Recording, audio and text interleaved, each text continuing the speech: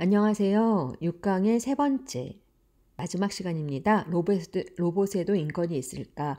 글쓰기 하는 시간인데요. 학습활동 간단히 정리하고 우리가 2시간 동안 배웠던 것, 미래사회, 인간과 로봇의 관계에 대한 내 생각을 차분하게, 간단하게 쓰는 시간으로 가질까 합니다. 저번 시간에 배운 거 한 개 해볼까요? 소제목이 중요하다고 했죠. 피노키오의 모험, 인공생명의 철학, 착한 로봇, 인공로봇, 타자를 어떻게 대할 것인가 5개의 소제목이 나왔습니다. 이 글에 담겨져 있는 글쓴이의 관점, 물론 비판적으로 읽어야 되겠습니다. 내 생각을 가다듬으면서 오늘 써야 될 글에 담겨 있겠죠. 중요한 부분을 우리가 세 문장으로 정리했네요. 그렇죠. 피노키오의 모험을 제재로 미래사회의 인간과 로봇의 관계를 철학적으로 고찰한 글이다. 창조성의 관점에서 재해석한 거. 주제는 뭐예요? 로봇공학과 미래사회가 피노키오의 이야기는 마치 은유로 해석된다. 인공생명의 철학이라고 하는 새로운 주제를 끄집어낼 수 있다. 이 동화에서. 어떻게 해야 될 것인가? 점점 인간을 닮아가는 이 인간성을 가졌다고 생각하는 그 로봇과 인간의 관계. 미래 사회에서 로봇에게 인간적 위상과 권리를 얼마만큼 인정할 것인가. 그거는 곧 인간다움이란 무엇인가. 인간학적 성찰과 관련돼 있다는 거. 그리고 글쓴이는 로봇을 새로운 타자로 대해야 함을 강조하였습니다. 특징만 예를 들어서 전문가의 주장을 인용해서 어원을 밝히면서 갖추어야 될 태도를 말하고 있죠. 여기까지가 저번 시간에 한 거고요. 학습활동은 우리가 이미 열심히 공부했기 때문에 너무너무 쉽습니다. 학습활동 1번과 2번. 1번 한번 빈 여백에 들어갈 거 여러분 적어보세요. 그렇죠. 창세기, 피노키오의 모험, 현실세계 은유적으로 해석할 수 있는 거죠. 창세기의 일화, 조물주가 인간을 만들듯이 피노키오의 모험, 제페토 할아버지는 피노키오를 만들었죠. 이건 마치 우리 인간이 그렇죠. 로봇공학, 로봇을 만들고 있는 것과 같다고 할 수 있죠. 2번, 로봇의 역할은 그렇죠. 예전에는 인간 대신에 인공노예, 로봇이라는 말의 어원이 뭐였어요? 강제노동, 그렇죠. 카렐 차펙의 연극에 나왔던 천하고 힘든 일을 하는 인공노예나 단순한 노동자 역할이었는데 지금은 그렇죠. 일본 특히 애완동물 로봇, 간병인 로봇, 보살펴주는 거, 가정교사 로봇 등등등 삶의 동반자 역할을 하고 있다. 뭔가 인간다움을 나누는 그런 역할을 하고 있다까지 했습니다. 그래서 3번. 그렇다면 인공생명에 대한 글쓴이의 관점과 근거는 무엇인가? 착한 로봇과 인공노예로 돌아가서 한번 찾아봐라. 글쓴이의 관점 둘 중에 하나 골라보세요. 그렇죠. 로봇은 이기적으로 행동하거나 완전히 독립적인 존재가 될 수 있다. 왜? 묘한 자유 영역이 있으니까. 그저 인간을 위한 로봇이 아니라. 그렇죠. 그렇게 생각하고 있는 거죠. 왜? 밑에서 아까 얘기한 거 모든 창조 행위에는 조물주의 통제를 벗어난 묘한 자유의 영역이라는 말이 나왔습니다.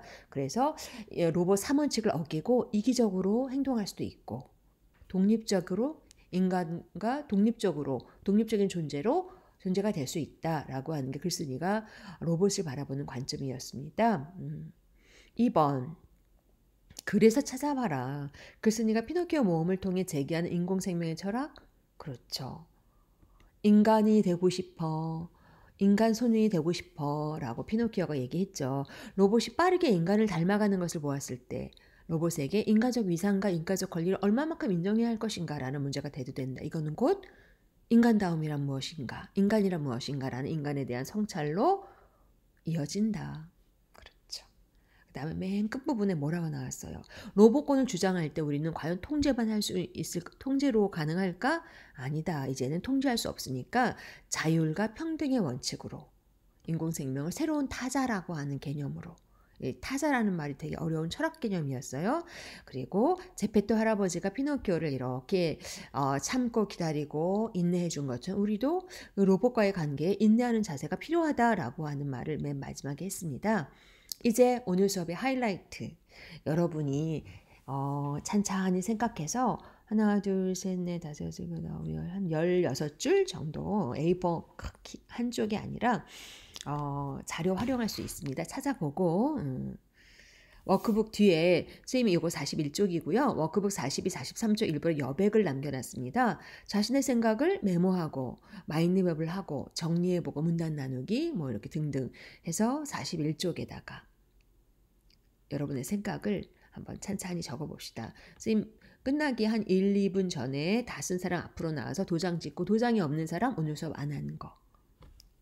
열심히 하세요, 여러분. 선생님이 참고 자료로 DBPR에서 논문 하나를 올려줬는데 타자라는 개념이 너무 어려워서 20쪽이 넘는 논문을 쌤이 휘릭 읽었습니다. 그래서 간단하게 여러분 42, 43쪽에다가 이거 메모하면서 들어도 되죠. 인공지능 새로운 타자의 출현인가 라고 하는 논문은 신상규라는 분이 이화여대 교수님인데 맨 처음에 그 질문 Q 그 로봇이 제대로 이렇게 쓸 수 있는가를 실험하기 위해서 발로 이렇게 2단 옆차기 하는 장면이 유튜브에 올라가자 사람들은 로봇 학대를 하고 있다라고 그런 반응을 보였답니다. 로봇을 학대하고 있다, 너무하다. 이건 로봇을 거의 인간으로 보는 거잖아요. 그래서 거기서 출발해서 인간과 로봇은 어떤 관계를 맺어왔는가. 선생님이 데카르트 근대적 세계관. 이거 우리 동물권 나왔을 때 생각나죠. 동물은 그 이성을 강조한 데카르트는 근데 동물은 영혼이 없는 기계와 같다라고 했죠. 그렇죠. 그래서 근데 그 데카르트 시절만 해도 인간 온전하게 중심이 되는 인간의 그 여성과 노예가 미국에서 노예가 선거권을 가진 거, 여성이 선거권을 가진 것도 불과 200년 전이에요. 그렇죠. 그리고 동물 권리, 그렇죠. 동물권도 이제 막 생성되는 거고, 여성, 노예, 성소수자, 동물 뭐 등등이 그 어떤 타자로서 인간의 타인으로서 도덕적 지위를 조금씩 얻어가고 있다. 지금 여성과 노예는 당연히 선거권 있는 인간으로 생각하지만 동물은 글쎄다. 로봇이나 AI? 글쎄다. 좀 요지점이죠. 여기엔 노란색 풍선 2개, 조그만 풍선. 아니다. 로봇은 그냥 인간을 돕는 도구다. 물건이다. 라고 하는 관점에 비해서 이 책에서 제시하고 있는 거는 아니다. 인공지능은 인격체가 아닐까? 새로운 타자가 아닐까?